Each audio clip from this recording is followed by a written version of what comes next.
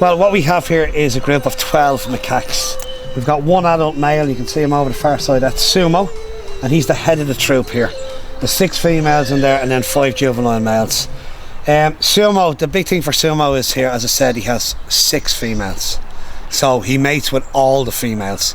He doesn't just, there will be one that's more dominant than the other, but he will mate the 6 females in the habitat and has done numerous times. Hence we've had a lot of youngsters born here. Do the females ever get jealous? You may get a couple of squabbles going on every now and again. Usually what will happen is 1 or 2 of the females will come into season at the same time. So he'll be concentrating on 2 females. The other ones won't be too bothered because they're not cycling at that stage. Well, what we have there in front of us, that's Uppily. The Uppily's 18, he's our breeding bull. Arrived in Dublin July of last year. And 2 females there either side of him, Asha and Anak. Uppily will mate with all 4 females.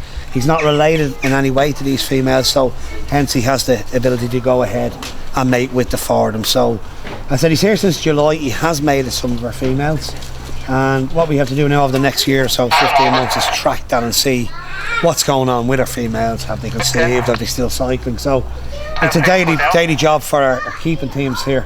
What they do is they'll take samples of each elephant, poo samples, and how they do that is they have glitter, different colour glitters in there that they give them in bananas. So they're able to pick out which elephant's poo they're dealing with, and then it's sent off to an endocrinologist in Chester Zoo, and they can tell us what's going on with the elephant cycle. So again, it's a big project to manage a herd of elephants, 5 elephants there, so it keeps us fairly busy. The breeding season hasn't started yet. It's starting in the next month actually, and what happens is they pair together and they'll produce an egg, and then they both share the incubation period together.